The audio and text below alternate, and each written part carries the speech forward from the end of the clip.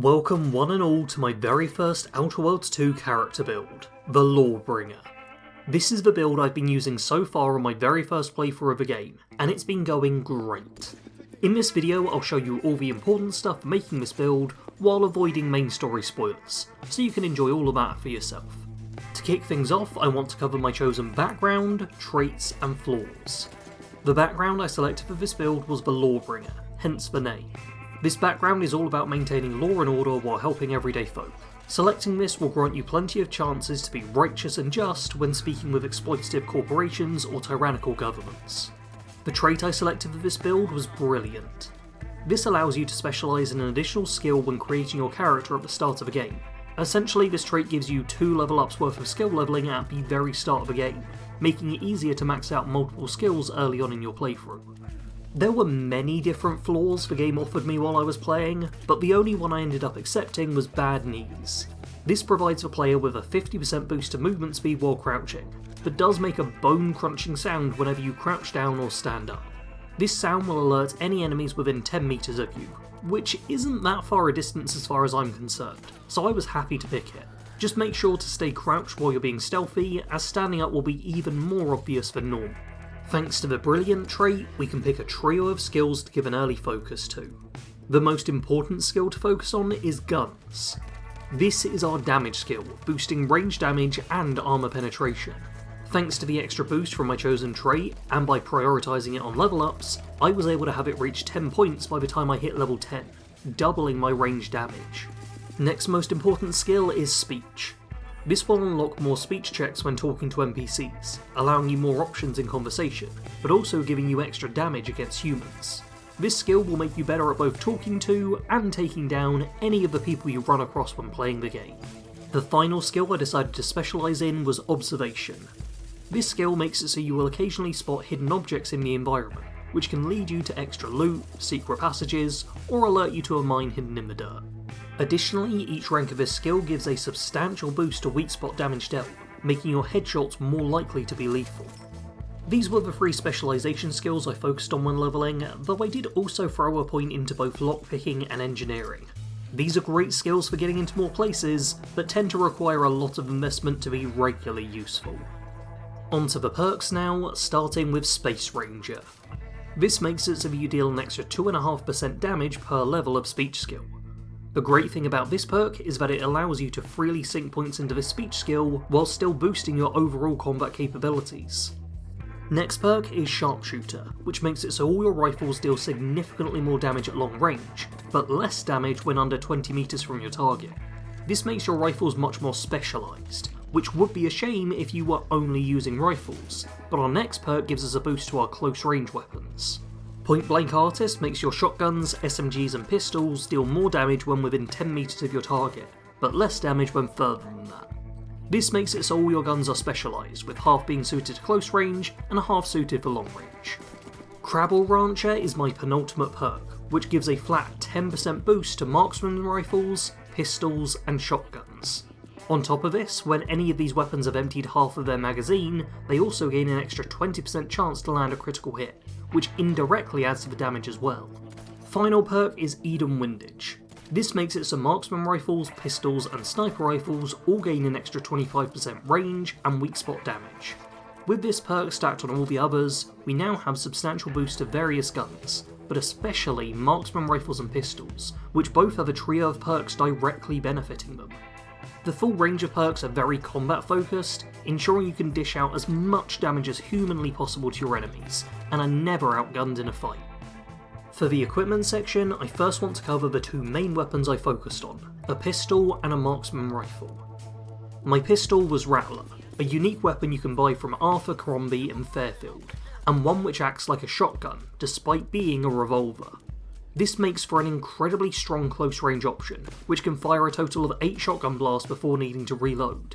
While the base damage isn't as much as a standard triple barrel shotgun would be, it can dish out higher DPS if you're willing to fan the hammer. And most importantly of all, it just feels really cool to have a revolver/shotgun combo weapon. My secondary weapon was the repeating rifle, which I love. I haven't come across a unique variant of this weapon yet, so just went with the base model, but did throw on a prism sight which adds some extra magnification to make the weapon even more accurate, and gives bonus weak spot damage to make those accurate shots all the more worthwhile. This covers the pistol and marksman rifle, which are the two primary weapons to focus on, but don't feel like you have to limit yourself to just those two. Make sure to carry a few extra firearms on your person to give yourself more options to work with. This will give you a wider variety of ammunition to use up, and allow you to switch to and from silence weaponry when you want to be a tad more stealthy. Let's cover the armour now, starting with my headpiece. The limited production Gentle Person's Oxonian is a unique hat covered with Auntie's Choice advertising, hence I turned off helmet visibility in the options, because honestly it's a bit much. However, the benefits of wearing it are pretty amazing, as the main effect is a big boost to both critical hit chance and the damage boost you gain from crits. On top of this, it also has an added effect which causes your companion's special abilities to charge faster. To get your hands on this item, you'll need to help out Minister Milverstreet in Fairfield. Alongside this, I also wore the Van-Braced Uniform Mark II. This is a piece of medium armour with a nice balance between straight up defence, an evasion boost, and combat sprinting speed. To make this piece of medium armour as tough as many of the heavy pieces, I also had defensive plates and grit enhancing materials modded on, to make myself even harder to kill. Ultimately though, the main reason I picked this piece was because it was the first one which I liked the look of, while still giving benefits that actually worked with the build. When playing as this character, there's not really one specific faction you should be siding with. This character remains loyal to the Earth Directorate, and just wants to get the mission done while helping all the citizens across Acadia. Try your best to get along with everyone you can, as helping all the factions will make things go smoother for you. There will be times where factions are pitted against each other, but if you make sure to help all of them equally as you play, then you should have a bit more wiggle room to work with on the reputation side of things. The two companions I tended to stick with while playing were Niles and Valerie. Niles is very good at distracting the enemy and drawing aggro, while Valerie functions as a healer who can keep the whole party alive. With the two of them combined, you gain a lot of sustainability as the enemy won't focus fire on you so often, and when you do start to take damage, you can rely on your robot follower to patch you up.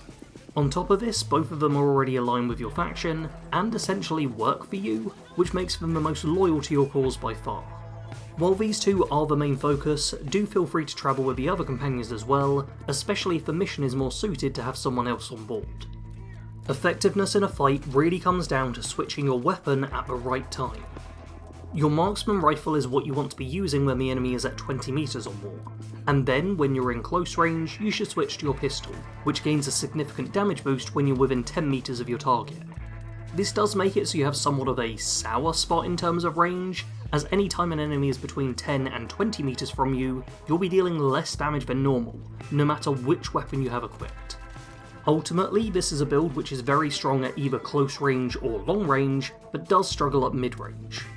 What this means is that you will generally need to decide whether it's better to hang back and keep your distance while shooting a rifle, or charging close with your pistol and blast at point-blank range.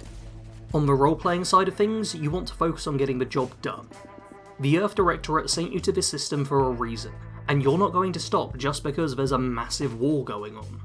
You should be upholding the virtues and ideals of your organisation, and setting an example to the other factions in the system. Try and solve problems peacefully, by talking through issues and getting folks to compromise or see things from another perspective when they can.